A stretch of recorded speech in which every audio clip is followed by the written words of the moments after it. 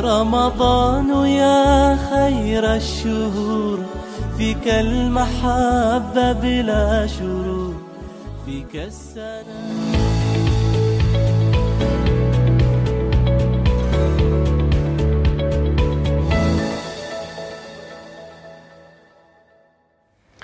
Саламатсыздарбы, кутмандуу күнүңүздөр менен кайрадан бүгүн бизде эфирде бүткүл дүйнөлүк аалымдар кеңешинин мүчөсү Жалилов Чубак Тажибаевич. Биз менен болуңуздар.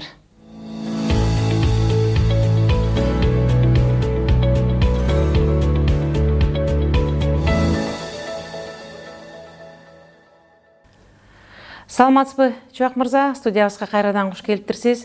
Мына биз өткөндө айтып өткөнбүз, сизде жума сайын келип биздин эфир аркылуу орозо кармаган улуу инсандарыбыздын суроолоруна жооп берип турат деп, ошол суроолор дагы келди. Мына биринчи сурообуз бул аялдардан келген суроо экен. Ушу орозо кармап турган убакта кашты татуаж кылуу, же болбосо чачты боёого уруксат болобу, же болбосо оозубуз ачылып калабы дейт. Бисмиллахир-рахманир-рахим. Элхамдулиллахи роббил аламин вал акибату лил муттакин. Саллаллаху та'ala аля расулина Мухаммад ва аля алихи ва асхаби ажмаин. Ассаламу алейкум ва рахматуллахи ва баракатух. Чачты боёгон, кашты боёгон, тырмакты боёгон же денесинин башка жерин, кайсыл жерин боёсун, боёбогон, ал эч кандай орозого тиешеси жок. Ороз андан ачылат же ачылбайт деген түшүнүк жок. Бирок ошол маселелер дааратка тиешеси бар. Мисалы үчүн тырмактарга лак койсо же болбосо жанагыдай бир каштарын жанагыдай бир татуаж кылган болсо, кээ бир аалымдар даарат болбойт деп айтыш ыктымалы бар да. Бирок даарат жүрө берет. Даарат жүрө берет. Анткени чачты боёгондо, кашты татуаж кылдырганда даарат жүрөт, кусул жүрө берет, намаз окуса боло берет. Бирок ошентип татуаж кылдырып, каштарын өзгөртүп көчөгө чыкканды шариятыбыз колдой албайт. Ар бир аялдын өзүнө каршы өзүнүкү кооз болуш керек, бирок ошону андан дагы коозураак кылып боёгонго уруксат берет. Бирок аны бөлөкчө кылып тертип жибергенге шарият уруксат бербейт.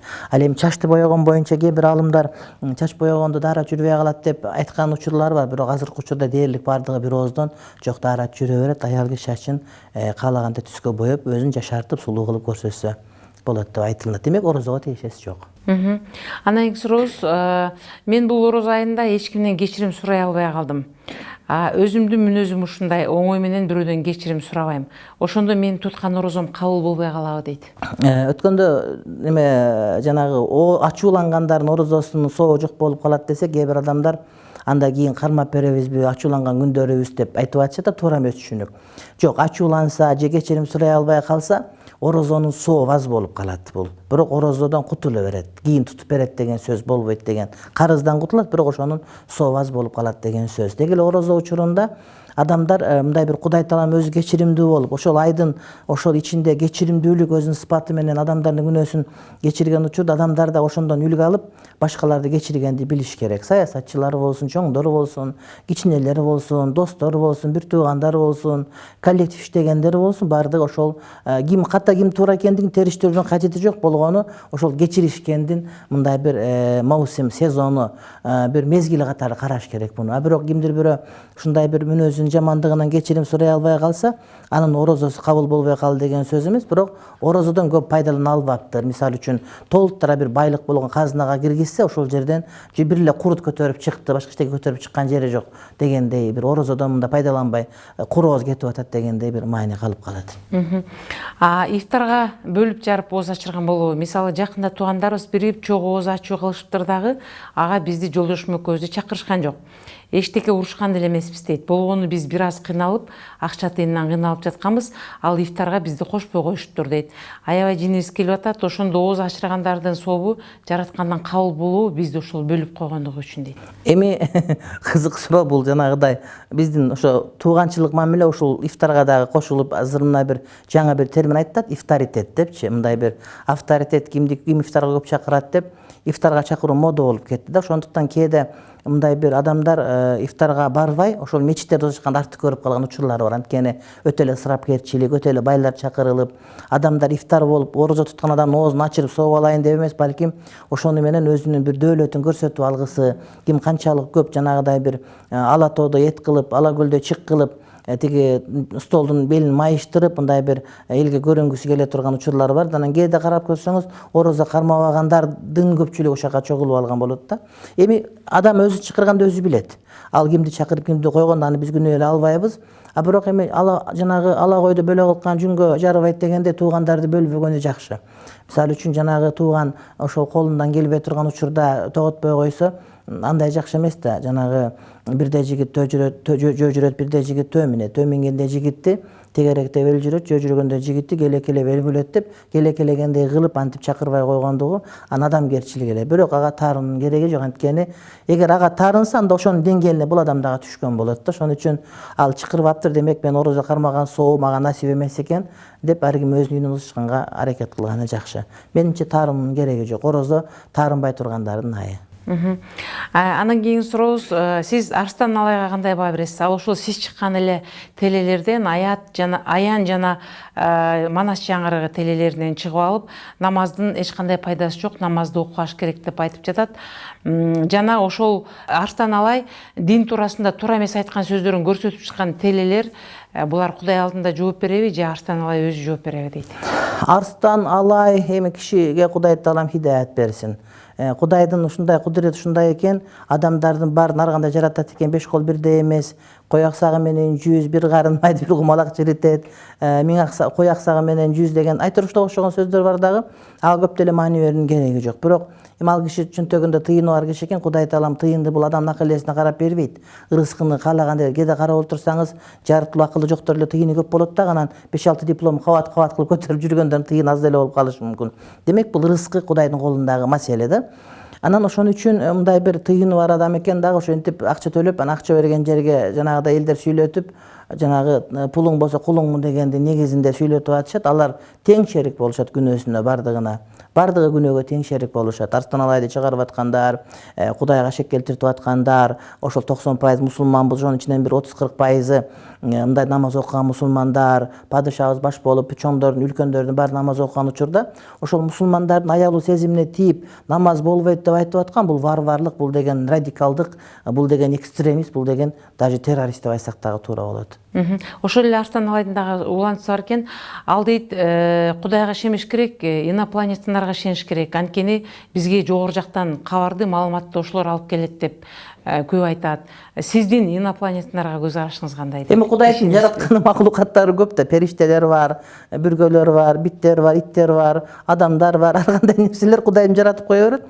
Анан бир үмүт айым бир кызык нерсе, мисалы үчүн пайгамбарыбыздын бир хадисин айтып, же болбосо Жусуп баласагынын бир жанагыдай куттуу билимден сабын айтып, жок эле деген Айтматовдун кылым карта бир күндөн бир мындай сюжет алып талкууласак бир жөндөк, анан Арстан Алайдын сөзүн талкуулоо менимче кажет деле кереги жок болуш керек. Анткени убакыт кетирүүнүн кажети жок. Анан эмне үчүн биз мындай бир ал кишинин сөзүн талкуулашыбыз керек? Эмнеге биз таназарга алышыбыз керек?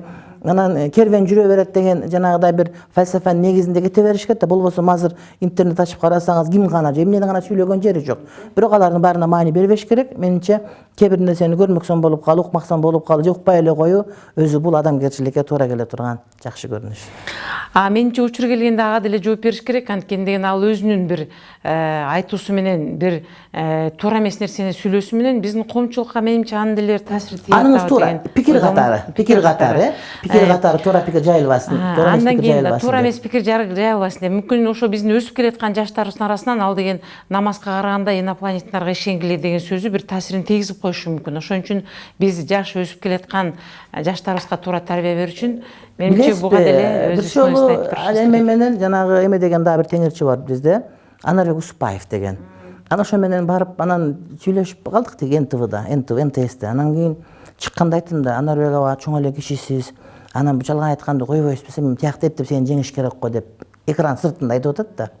Анан кийин келсем Алымдар кеңешине муфтияттан айтышты, ал киши менен чыгып тең катары олтурбагыла бир үстөлгө депчи. Анан кийинчерээк азыр бир камакта отурган бизде бир жакшы мусулман жигит бар эме, агасы иниси журналист. Көмүр король деп аталат эмеле Мотуев. Ошол киши барып анан абдан жакшы тең болуп мындай сүйлөп жооп берип, анан ылайык жооп берип мындай бир чыгып келди да. Ошон үчүн кээде мындай бир ага мындай бир атын айтпай туруп ошо пикирге жооп берип койсо болот дагы. Алардын атын кайра айта бергенден эми дарат бузулат деп айтыш кыйын, бирок адам баары бир сире кол бетин жууп алганга туура келет. Андан кийинки сурообуз, сиз теле аркылуу сүйлөп жатканда менде бир кандай бир мусулманчылыкка чоң ишеним пайда болот дагы, ошол учурда менин ооруган башым оорубай калат дейт. Сиз дем саласызбы же салбайсызбы дейт. Билесизби, Курани Каримдеги айтылып аткан ар бир аят, пайгамбардын осуяттары, шарият сөздөр өзү эм болот. Ошондуктан жанагыдай сын алгыдан же үн алгыдан ошол көрүп атканда, угуп атканда, шарият сөздөрүн билип атканда ошол кадимгидей шипа болот. Эгерде ниетте олтурса, бул жүрөктөргө, көңүлдөргө, көөдөндөрдүн баардыгына шипа боло турган сөз түрдө мында шипа бар. Жеке мен өзүм дем салбайм, анткени дем салуу бул да өнөр. Анан дем салып гандын эшигин ачып алсак, анда аны такыр жаба албай калышыбыз мүмкүн да. Ошондуктан мен аны башка бир кесиптештериме калтырып, өзүм ошол илим менен алек болгону көбүрөөк жакшы көрөм. Ооз бекиткенден кийин жүрөк айлануу же болбосо кусуп салуудан ооз ачылбайбы дейт. Жана ошондой эле тамак ашты эстеп туруп аябай шилекейин коюлуп, ошол шилекейди жутуудан да ооз ачылбайбы дейт. Ооз ачылбайт. Эгер шилекей өзүнүн шилекейи болсо, бирөөнүн шилекейин жутса, анда ооз ачылат сөзсүз түрдө. Андан сырткары ошол ооз ачкандан кийин, мисалы үчүн шамдан кийин, ооз ачылгандан кийин тыюу салынган баардык уруксат берилет. Тамак жегенге, тамак ичкенге ал эмес кусса деле орозо бузулбайт. Ал эми орозо кармап аткан учурда кусса, бул азыраак кусса эчтеке эмес. Бирок көбүрөөк кусканда атайлап өзү колун оозуна салып же башка бир атайын бир нерсе менен кусса, өзүн өзү мажбурлап, анда орозо бузулат. Эгерде өзүн мажбурлабай кусулуп кетсе, анда орозосу бузулбайт. Бузулбайт, Андан кийинки сурообуз бул сүннөт ат коюу жөнүндө берген экен биздин көрүүчүбүз. Кандай учурда сүннөт ат коюлат? Махабат деп туруп, муслима деп сүннөт ат койсурсам болобу дейт. Кандай кеңеш берет? Эми бул кыргыз ушундай бир оом эл болобуз. Муну мен айтып атсам, кыргыз капа болбош керек. Илгери Салижан Жигитовдор айтчу, кыргыз китеп жазбаса тарыхта калбайм деп ойлойт деп эле бары китеп жазат, анан өзү көзү тирүүсүндө эле ал китеби тиги даратканада тиги дарат кагаз болуп жатып калат депчи. Анын сыңарында кыргыз ушундай эл, ошол мындай бир бардыгын жанагыдай бир тез эле өзгөртүп, тез эле мусулман болуп, мусулман болсо арабтан да өтүп кетет, орус арак ичсе орустан өтүп кетет да ушундай. Анан эми ат койгондо дагы бир мындай бир кызык бир ушундай бир тенденция бир пайда болуп калды да. Кичине эле бир 2 күн мусулман болуп калса атын өзгөртүү эле жакшынакай атты өзгөртө берет. Шарият боюнча ат өзгөртүү деген түшүнүк бар. Бирок ошол аттын мааниси жаман болуп, мындай бир үмүтсүздүк алып келе турган болсо, адамды мындай бир бакытсыздыкка тарта турган болсо, анда бул атты өзгөртүш керек болот. Мисалы Сасыкбай деген сөз бар, мисалы үчүн. Сасыкбай деген сөз бул эмнеден алынган?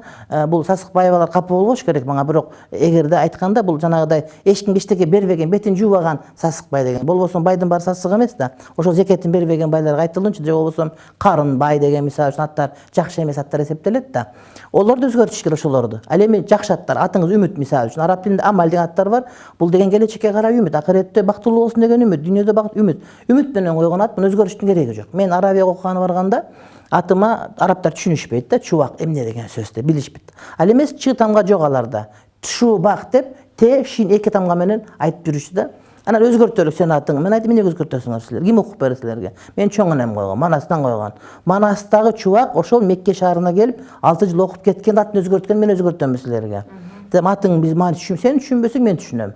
Чубак деген бул күндүн нуру деген сөз. Күн чубактап дегени күндүн нурун алып деген сөз. Күндүн нуру бардыгына тегиз тийгендей, ошол ушул чубак деген жигит, чубак деген адам бардыгына нурун бирдей чачыратып, бардыгына калыс болуп, өзүнүн бир нурун жеткизсин, жылуулук жеткизсин деген улуу ат менен коюлган, чоң энем койгон ат бул дегенде өзгөрткөн жерим жок да.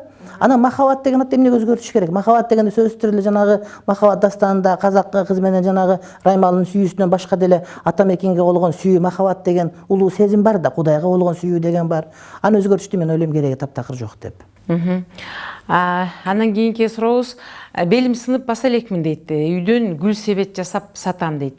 Мен ошол өзүм оорулуу болгонума карабай, ошондой бир нерсе менен алектенип соода кылып турам дейт. Мен битир садака берсем болобу же бербей эле койсом болобу дейт. Негизи Ханафи мазхабтын эрежесине ылайык, зекет бере турган адамдарга орозо битир берүүгө милдеттүү болот. Ал эми калган 3 мазхабтын зекет берет деген 40 койдон көп кою бар, же болбосо $2000 акчадан ашыгыр акчасы бар, долларга эсептегенде адамдар деп. Бирок көпчүлүк аалымдар айтат, бир күндүк азык оокаты бар адам ошол жандын мындай бир зекети катары берсин, Кудайга шүгүр айтып, шүгүрчүлүккө жеткизип, ошол күндү көргөн, ошол таңга жеткенге, ошол айтка жеткенге шүгүр айтып, ошол бир күндүк тамагы болсо берсин, орозо битирди. Жана өзү да калса болот дейт да. Демек башка бирөөгө берсин, бирөөнүн көңүлүн сүйүнсүн, жана алып дагы башка бирөөнүн көңүлүн сүйүнсө болот деген маани. Мына ошону биз бекем карманабыз дагы, ошо колунан келип бир күндүк азык оокаты бар адам орозо битирин сөзсүз түрдө берсин. Бул эң аз 30 сом, ал көп акча эмес, бирок берип ошол эле учурда башка бирлер буга да өзүнүн орозо бетирин бере турган болсо анда аналганга дагы уруксат берилет. Ошол эле орозо битир жөнүндө дагы бир суроо экен. Бул жерде орозо битирди дейт, биз аз камсыз болгон үй бүлөлөргө же жетим жесирлерге алып барып берсек болобу? Анткени деген мечитке жеткирип берүү, карасаң молдолордун баардыгы эле кем каржы болуп начар жашашпайт дейт. Ал эми биздин кошуналарыбыз абдан начар турушат дейт. Негизи орозо битирди мечитке берүүнүн кереги жок, зарылчылыгы дагы жок. Ар ким ошол тууган уруктарынан башташ керек. Болгону адам өзүнүн атасына, энесине бере албайт, өзүнүн балдарына бере албайт, жана жубайлар бири-бирине бере албайт да. Ал эми бир туугандар, тайеке жээндер булар эгерде муктаж болгон болсо ошолорго берген жакшыраак болот. Анан эмне үчүн муфтиятта же мечиттерде ошондой орозо битирдин сандыктары бар дегенде бул зарылчылыктан келип чыккан маселе. Биз бере албай атабыз, таппай атабыз, шаардык болуп кеттик. Шаардыктар бир орус болуп калганда баары тууганды эле тааныбайт. Апарып ошо эптеп кутулушубуз керек дегендерге айла жоктон мажбур болуп ошондой бир кутучаларды коюп ошону чогултуп өзүбүзгө иш арттырып атабыз. Болбосо муфтият ошон топтогусу деле келбейт, ага каалоосу деле жок. Ар ким өзүнүн өзү сандыктардын баары бош калса анда абдан жакшы болмок да, жана муфти жеп коюптур деген сөздөр таптакыр болмок эмес. Андан кийинки сурообуз, мен намаз окуучумун дейт, учурда колумду чыгарып алгандыгыма байланыштуу колум иштебей жатат. Мен кантип намаз окусам болот дейт. Колун чыгарып алган адам намаз окуш керек. Анткени ал тирүү адам, тамак жеп атат, уктап атат, курсагын тойгузуп атат, күлүп атат, ыйлап атат. Демек намазды окуш керек. Бирок колун чыгарып алган учурда эгерде колунда жанагыдай бир эмне деп коет, жанагыдай ороп койгон таңы болсо, анда аны дарата ала албайт да, калган жерин баарын дарата алып, таң алган жердин үстүнөн гана жана сууланган колу менен сылап коюу, сүртүп коюу менен жетиштүү болот. Эгерде саждага барып жыгылып, жанагыдай ийилип, чекесин жерге тийгизип намаз окуп атканда оорчулук келип кыйналып калса, анда олтуруп окуганга уруксат берилет. Бирок колу ооругандар, колу сынып кеткендер кадимгидей окуй беришет. Эгерде жанагыдай таянып колу менен чөө турган болуп, таяна албай калса, анда олтуруп окуганга уруксат берилет. Бирок намаз таштап койгон таптакыр уруксат берилбейт. Болбойт, э? Болбойт. Бул жерде дагы бир көрөрманыбыздын суроосу ушул намазга тиешелүү экен. Намаз окуйм, бирок шартка байланыштуу окуй калган намаздарым аябай көп дейт. Мен ал карызыман кантип кутулам? Эми ошол негизи маселе шартка байланыштуу деп айтканда, мындай бир бул туура маселе сөз да, жанагы кыргыз жакшы бир сөзү бар. Обу жок орсо куйса айт деп. Анан оролбаган орок тандайт деген да бир жакшы сөз бар да. Ошого намазга мындай убакыт таппай атам, убакыт жок деген жок, ал жалкоолонуп атам деп эле айтыш керек. Шалаакылык кылып атам, жалкоолук кылып атам, акмакчылык кылдым, окуй, пендечилик кылдым, көрпендечилик кылдым деш керек. Эгерде бир адам кайсы бир себептерден улам окуй албай калса, анда анын намаздын казаларын окуп бериш керек. Бул намаздын ордун толтуруп берүү деген сөз. Парз намаздарды дал өзүндөй кылып эле толтуруп берет. Анан азыр мисалы үчүн карап көрсөк, бизде бизнесмендер намаз окуп аткандарын көрөбүз, мугалимдер окуп атканын көрөбүз, ак үй көгүдөгүлөр окуп атканын көрүп атабыз. Айтор бардык катмарда намаз окуп атышат. Ошолор намаз окугандагысы алардын өтө жоопкерчиликтүү иштерине таасирин тийгизген жок, терс таасирин. Кайра буларга жакшыраак мындай бир ойлорун жаңылап алганга, мындай бир ниеттерин жаңыртып алганга, Кудайды эстеп, Кудай астында бир ак болгонго көбүрөөк өздөрүнүн себебин берип атат да. Ошондуктан мен учурдан пайдаланып, ошол кабарларды көргөн, Үмүт ТВны көргөн бардык мусулман бир туугандарга намаз окугула дейт элем. Анткени кыяматка барганда бизден сурала турган биринчи маселе канча көйнөгүң бар, канча туфлиң бар демес, балким биринчи кезекте намаз окудуңбу деген суроо келет. Пайгамбар алейхиссалам айтат, биз менен бизден башкалардын ортосундагы айырмачылык бул намаз дейт, урматтуу бир тууган. Ошон үчүн намаз диндин тиреги. Эгерде кимде ким намазын тургузса, бул адам өзүнүн динин тургузган болот. Менин мусулманчылыгым бар, мен мусулманмын деп мактанган адам кана мусулманчылыгың дегенде, мына ошол намаз ошол мусулманчылыктын далили болот. Мисалы үчүн бир адам окууну бүткөм десе, диплом көрсөткөндөй, бир адам мусулманмын десе, кана десе, ошол намазын көрсөтө турган бир касиеттүү нерсе. Экинчи бир маселе, намаз дегенде бул молдолор бизди кыйнай берет, намаз жок эле жыргап жүргөнбүз дейт да.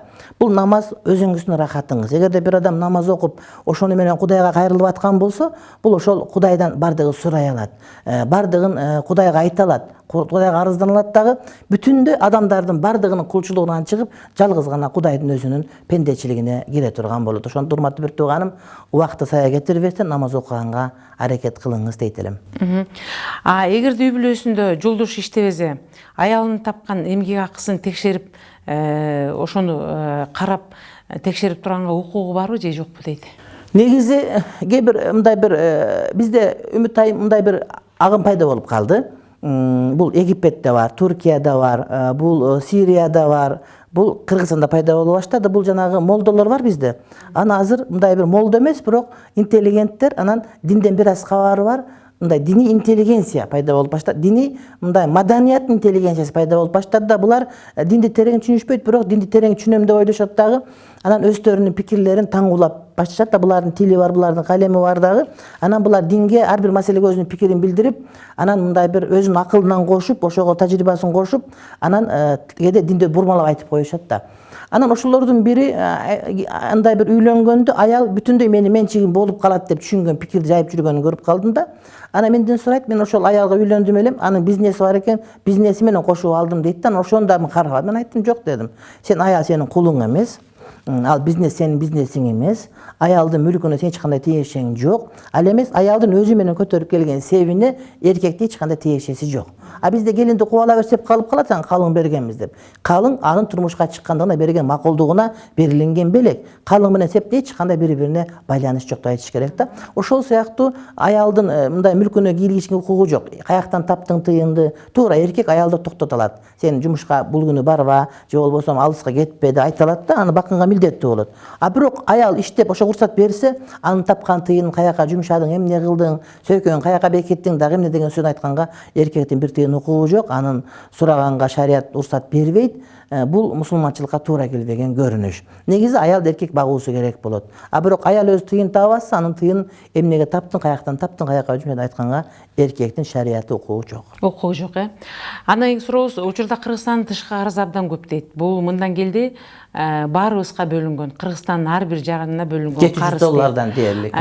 Дин багытында негизи карызды кандай кутулса болот? Ошол биздин бүгүнкү күндө каза болуп жаткан жарандарыбыз, алардын башында да ал карыз бар да. Алар деген ошо карыз боюнча эле тиги дүйнөгө кетип жатышабы? Эми бул карыз боюнча тиги дүйнөгө барганда карыз болгон мамлекет жооп береби, же болбосо ар бир жаран жооп береби дейт. Өтө оор суроо чындыгында. Өтүп кеткендер кантип кутулуш керек чындыгында? Бул карызбыз, биз аны төлөбөсөк жерибизди алып кете берет. Жер жоготсок келечегине кантип жооп беребиз? Бул ыйлай турган суроо да. Мен өзүм араң кармап болуп турам, биз кантип жооп беребиз ушул маселелердин бардыгына деп. Анан бирок көңүл жубата турган бир эле маселе бар. Ошол карызды биз ыраазы болуп алдыкпы же жокпу деген маселе. Жеке мен өзүм чубак ажы кыяматка барганда Кудай Таалам Кытайдан сенин чубак ажы $600 карызың бар экен деп айтса, мен айтат элем, мен ага макулдук берген эмесмин. Мен берген эмесмин. Мен парламент ошол депутат келгенге мен добуш дагы берген эмесмин. Мен добушуп саткан эмесмин 1000 сомго. Мен жерди чылык кылып шайлаган эмесмин. Ошого бар ошолордон сурап алышуулордон. Деп ошолорго мен атып таштайм. Анткени мен ошого макулдук берген эмесмин. Мен коррупцияга жол берген эмесмин. Мен ага кошулган эмесмин деп мен айта алам. Ошол көңүл. Ошондой эле биздин жарандар дагы, ошондой эле алар өздөрүнүн болот. Анткени булардын макулдугу жок. Бирок кээ бир жарандар жанагы шайлоо болгондо туура эмес шайлоо кылып, жердешчиликке карап, тууганчылыкка карап, тыйын алып шайлап, мындай бир акыйкат иштеп турган адам эмес, балким өң таанышчылыкка салып, сатып берген добуштары болсо, булар кыяматта жооп беришет. Анткени булар ошого макул болушкан. Орозону канча жаштан баштап кармаса болот дейт? Орозо балагатка жеткенден баштап кармоо милдеттүү болот. Бул ошол аял кишилер, кыздар 9 жаштан баштап, эркектер 12 жаштан баштап жетип баштайт, бирок бардыгы эле бирөө жетип калбайт. Булар 15 жашка чейин болот. 15 жаш максималдуу, андан нары сөзсүз түрдө кармаш керек. Анан ошого чейинки адамдар деле орозо кармаса болот. Мисалы үчүн жаш наристелер деле саарлыкка турганда, оз ачканда, анткени ошол ибадаттын бар экендигин, адам эртең менен туруп аткандыгы эсинде калат. Илгери билесизби? Чоң аталар тиги олтуруп алып, намаздан кийин маселе айтышса, анын жанында олтуруп жилигин же анан башкасын угуп, таттуу элестер калганда, булар элестер калыш керек. Эртең менен таң 3-тө туруп тамак жеп атышат, анан чогулуп ифтарлык кылып ачып атышат, анан тарабы окуп атышат дегенге балдар жетелеп бара берсе, үйрөтүрө берсе, булар барып ошол жакшы сезимдин ичинде калып калат дагы. Бул өзүнүн жанагыдай маданиятына сиңип калат. Атам 4 айлык даватка кеткен. Биз битир садака беришибиз керекпи? Даватта жүргөн үйдүн кожоюну даватта жүрсө, үй бүлө битир садака бербей эле койсо болот деген ойду айтышты дейт. Жок, бериш керек болот. Ошо кожоюну бериш керек. Эгерде кожоюнда акчасы жок болуп калса, башка бирөө деле берсе жарай берет. Орозо битирди азыр деле берсе боло берет. Ушул күндөрдө да берип коюш керек. Эркек киши өзүнүн жубайына, балдарына берет, бирок балагатка жете элек балдарына. Анан тыйын таап калган балдар кыздар ар ким өзүнө өзү бериш керек болот. Бирок алар алыста жүрүп бере албай калса анда бир адам берип койсо жарай берет. Демек энеси берип койсун сөзсүз түрдө. Жоопкер болот. Ооз бекитип жаткан учурда негизи эле орозо кармаганда ушак айың жаман сөздөрдү сүйлөсө ооз ачылабы, эже эмне болот дейт? Ачылбайт ооз, бирок орозонун сообу куржалак калат. Орозодон сооптон куржалак калат. Балким күнөөкөр болот бул адамдар, ушак айткандар, жаман нерсе маалымат тараткандар, жазгандар, жалган айткандар, адамдардын көңүлүн ооруткандар, ачуулангандар, ушулардын бардыгы орозосунун касиетин учуруп жиберген болуп эсептелет да. Анткени орозо 3 түргө бөлүнөт. Муну молдолор көп айтып берип аткан болуш керек. Биринчиси карапайым адамдардын орозосу бул ошол тамак ичкенден, суусуну ичкенден гана тосулуп туруп калган. Экинчиси бул дагы мындай Кудайга жакыныраак адамдын орозосу булардын ошол тили да орозо кармайт. Тили менен жаман сүйлөбөйт, колу менен жаман иш кылбайт, буту менен жаман жакка басып барбайт, көзү менен жаманды карабайт. Үчүнчүсү Кудайга жакын болгон адамдар, өзгөчө адамдардын орозосу бул адамдардын жан дүйнөсү, булардын пикири да орозо кармайт. Анткени булар ал эмес жаман ойду ойлогонго дагы батынышпайт, оюн дагы түздөп турат да. Деги эле орозонун мектеп экендиги, орозонун медресе экендигинин касиети мына ушунда турат. Адам өзүнүн бардык мүчөсү менен, бүт дүйнөсү менен, бүт аалам менен орозо кармаганга аракет кылыш керек да. Өзүн кармап кала турган боло турган болсо, демек адам өзүнүн жашоосун бактылуу алып кете алат деген сөз. Адамдар орозонун маани түшүнүшпөйт. Эмнеге дегенде жөн ачка жүрүү деп ойлойт. Андай эмес. Ачка болуу аркылуу токтуктун, барлыктын шүгүрүн ордуна коюу. Бизде бардыгыбызда жыргал жашоо бар. Курсагыбыз ток. Бирок ошо токтуктун баркын билбей калабыз. Аны кыргыз айткан, кемеңгер кыргыз ач кадырын ток билбейт да. Ошол токтуктун кадырын билүү жана өзүбүздүн бир бейиште экендигибизди сезүүгө жеткире турган ошол ибадат бул орозо болуп эсептелет. Анан кийинки акыркы сурообуз экен, бул негизи ала качып келген кызга молдолор нике кыйып жатат дейт да. Ошол ала качып барып жубай кылып алуу өзүнүн эркине карабастан бул негизи динде кандай каралган? Ал эми ошол өзүнүн каалоосу жок келген кызга нике кыйган молдо кандайча жооп берет дейт? Эми бул бурулайдын маселеси бүтүндөй ааламга жайылды. Анан бирөөлөр чыгып ала качуу таптакыр жок кылыш керек, ала качуу болуш керек, салт башка дейт. Ала качуу Кыргызда болуп келген. Бирок ала качуунун формасы кандай болгон? Ошол кыз менен жигит бирин-бири жактырып, анан ата-энеси макул болбой, анан бир абышкага, байга, токолдукка берем дегенде, ошондо кыз жигити менен сүйгөнү менен качканда анан эми качкан деген уяттан алып качты. Эми өзү качпастан алып качтан деп, мында кыздын намысын коргоо максатында ошол сөздү колдонушкан.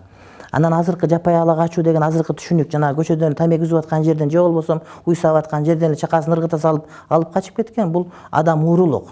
Бул уурулук. Бизде эгерде бир адам 10 дирхам дейт, бул деген $100 тегерегинде уурулук кылса колу кесилиш керек. Адам уурдаган адам эмне өлүм жазасынан башка мен жазаны ылайык көрө албайт элем да. Айтсаң дагы чубак бар, дагы чубак ушундай деп көчөнүн баарын кыйкырышат. Булардын кылып атканы барбарчылык эмеспи? Алып качып кетип аткан, өлтүрүп аткан, башка кылып аткан адамдын тагдыры. Бул адам уурулук. Адам тоок уурдаса канча болот? Адам уурдаса кандай болуш керек? Бул ошол жанагы жапайычылык салт, бул салт эмес, бул жаман жорук. Ал эми теги ала качуу деген илгерки салт, ал таптакыр бөлөк маселе. Экөөнү бири-бирине жаташтырбаш керек. Болбосо анда биз кыздардын укугун төбөлөп коебуз да, Ханафи мазхабы деги эле кыргыздын салтында эч убакта кызды мажбурлап турмушка берген эмес. Мажбурлап жана кембагалдар байларга берип атканда же болбосо кембагалдын кызын апарып бирөөгө мажбурлап берген учурда ошолор качышкан сүйгөнү менен. Мына ушул нерсеге ал салт катары аны сыймыктансак болот. Биздеги бул демократиянын бар экендигинен, адам эркиндигинен кабар берген ала качуу деген салт катары. Ал эми ала качуу жапайы чүнүк, жапайы жорук, мына ушул нерсе бул арам. Эми алып качып келген кызга ошол жана эгерде кыз нике кыйып аткан учурда молдо алып качып келдиби жокпу? Ага молдонун иши жок негизинен. Молдо кыздын өзүнөн сураш керек. Бетин ачып карап отуруп эле, кызым ушуга турмушка чыкканга макулсуңбу деп сураганда, эч кандай басым жок, кыз өзү макулмун деп өткөн чакта айтса, нике кыйылат. Эгерде мен каршымын, мен уурдап келди, мен муну жактырбайм деп айтса, ага нике кыйбайт. Нике кыйганга эч кимдин укугу дагы жок. Ошон үчүн биздин кыздар дагы укугун билиш керек, барганда унчукпай эле барыш керек. Аны жолдон өлтүрүп башка жөн эле барып отуруп эле молдо келгенде, молдоке, Кудайдын астында сиз жоопкерсиз, мени үйүмө жеткизип коюңуз, мен каршымын, алып качып келди деп айтса, молдо телефон чалып эле жеткизип коет бардыгын. Анан жолдо милицияга түшүп калып, экөөнү камап коюп өлтүрүп кое турганга жеткизбеш керек да. Эч убакта эч бир молдо кыйбайт, андай кыйганга уруксат берилбейт. Анткени кыз киши унчукпай койсо нике кыйрат бир эки гана учурда. Нике кыйып аткан молдеке өзүнүн атасы болсо же чоң атасы болсо гана. Элестетип көрүңүз Үмүт айым. Нике кыйып аткан молдеке кыздын атасы же чоң атасы болсо, кыз үн чыкпай койсо, бул эрге тием деп айткан уялат го. Үн чыкпай койгон бул макулдугу деп. Кыздын үндөгөн макулдугу. Ал эми андан башка бирөө болгондо сөзсүз түрдө үн чыгарып айтуусу керек. Анан жеңелери макулмун деп койсо, башка бир нерсе деп койсо, кагаз жазып берген өтпөйт. Ал жерге өзүнүн үнү менен эге дудук болбосо, мен макулмун деп айтыш керек. Бул көрөрмандын суроосу, ошол кыздын эркине карабай нике кыйып койгон молдо жооп береби дейт. Жооп берет, ал Кудай да жооп берет. Булар деген никеси ойноштук болот да. Нике эмес, бул арам балдар төрөлөт да, ошого молдо жооп берет, сот астында жооп бериш керек. Кудай астында жооп берет. Нике да кыйылган, нике жок бул жерде. Нике жок, нике өтпөйт, бул жараксыз. Жараксыз деген сөз болот. Мажбурлап кыйып койгон болсо. Маегиңизге чоң рахмат. Биз улуу орозо айынын бүтүшүнө дагы 10 күн бар. Биз дагы эфирден кезигебиз. Мындан кийинки негизги дагы темаларыбыз алдыда кадыртын келетат. Менимче окурмандардан дагы бир топ суроолор келет болуш керек. Кайрадан кезиккенче саламаттуу болуңуз. Дагы бир жолу улуу орозо айыңыз куту болсун. Рахмат.